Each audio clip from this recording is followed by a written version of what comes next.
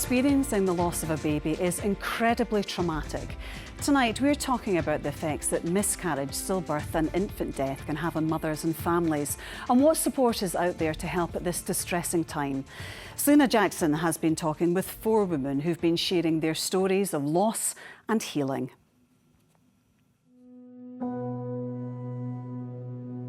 It's like no other loss you will ever experience in your life because it's just not how it's supposed to be. That door to the labour ward, and I'll never forget that door. It's plaid, that brown, that door. Everything was silent. Like there's no words to describe that feeling when you're in a room and you expect to hear a baby cry and there's no cry. 1 in 4 pregnancies end in a loss. But those that happen before 24 weeks, classed as miscarriages, aren't officially recorded. Not only does this mean the statistics around miscarriage are likely to be inaccurate, many families are left longing for formal recognition of what they've lost. When I look back to when I had a miscarriage and just at the very end of Hogmanay, 2010, I think back then, if there had been some way of recognising it, that would have brought quite a lot of comfort at a really difficult time. Before resigning as First Minister, Nicola Sturgeon announced a memorial book and pregnancy loss certificates due to be introduced this summer. It's a new initiative so that women who have miscarriages, which I have experience of, or lose babies before 24 weeks, have the choice, it's voluntary, but would have the choice to record that in a memorial book and apply for a certificate to effectively recognise the loss. Heather Denham had 2 early miscarriages before falling pregnant again at the end of 2020. When I went for the 16-week scan and I found out she was a girl, it was a private scan. Everything looked okay, her heart was beating, she was kicking, and at the time I never felt that, but I could see it on the screen and I believed it again, and I was like, this is really happening.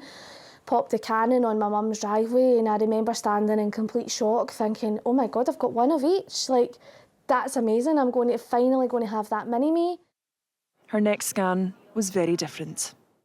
I didn't expect to go for the 20-week scan to get the news that I was getting. I encouraged Gary to go to his work that day and I said everything would be fine, I'll go with my mum and my sister. And the more people that came in, the more I thought, right, okay, something's going wrong. And I was watching a scan and there was no movement and I was like, she's gone, but nobody's telling me she's gone. A hospital chaplain made a certificate with Georgia's name on it for Heather and her husband. I even had a cremation certificate as well that I got when I collected her urn. And those were the only 2 certificates I had to prove that she ever existed, and it was at that point where I felt like it wasn't good enough. Since then, she's been campaigning for the right to register babies like Georgia, born before 24 weeks. So how did you feel when you heard that there was going to be a baby loss memorial book and pregnancy loss certificates? To know that I'm finally going to get that certificate means that even though she's no longer here, she's getting the same recognition as babies born after 24 weeks. Heather was supported by the charity Baby Loss Retreat, which she now works for. Founder Julie Morrison lost her first baby, Erin, 20 years ago. Went home to a house full of baby clothes. A bedroom was done up. I had a pram out because obviously I was 47 weeks. And I didn't want to be home. I wanted to leave. And I went home and it was the hardest thing. The charity has 2 properties, one in Glenrothes, the other near Dumfries in Galloway, which provide a sanctuary for bereaved families as they try to come to terms with their loss. We decided to go away and we found out that it really benefited us just to have that time to be together, to reflect on what's happened and basically decide if we were going to have any more children.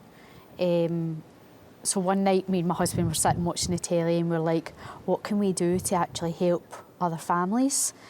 And we thought, right, going away was really beneficial to us. We needed like quietness. We needed somewhere that just felt homely as well. We're part of this club. Nobody joins. Nobody wants to join it, but we're part of this club. And if we look after each other, then it makes a difference.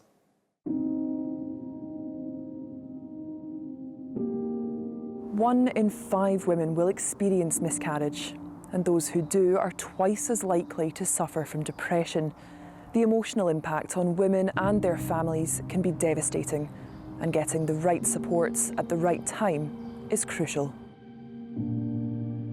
Hospital to Home was launched at the start of this year by the charity Held in Our Hearts.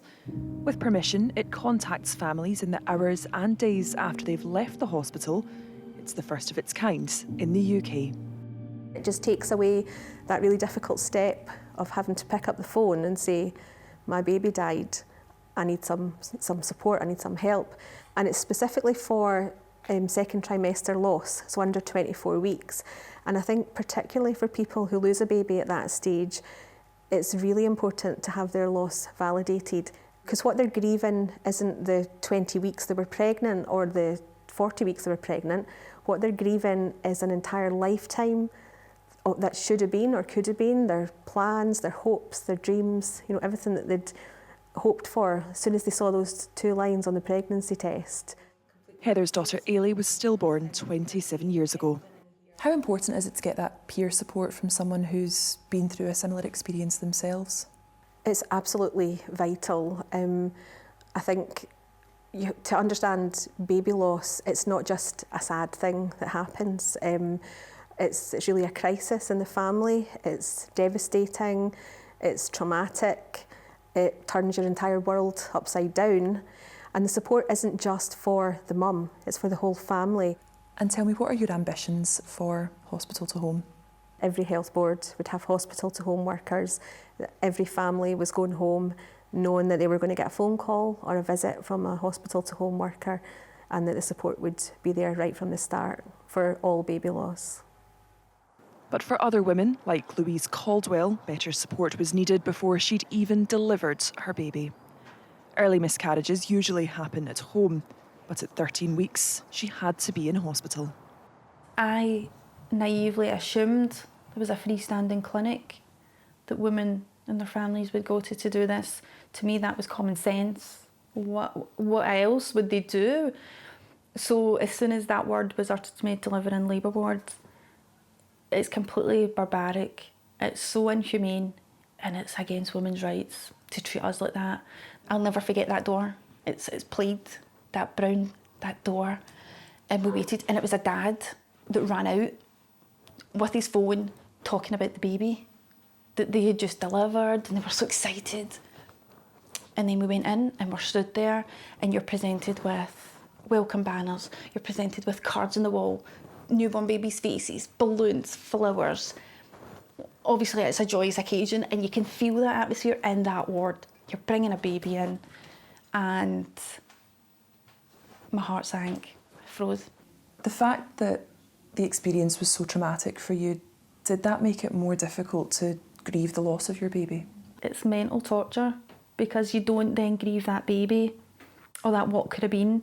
You're then grieving a door in a room in a sentence, and that's all you can think about. So you lose. I would rather grieve that baby as a family, whereas I'm so plagued by this door. 6 months later, Louise was spurred into action. I was walking my dog, and a woman told me her friend's daughter was 32 weeks and the baby passed away. And she says, can you imagine what's going to happen? Can you believe it? That poor girl. And I knew it was going to happen, and I knew where she was going to go. So I took my dog home, I got my sons to bed, and I sat and I did the change with my cake, my tea, and that was it.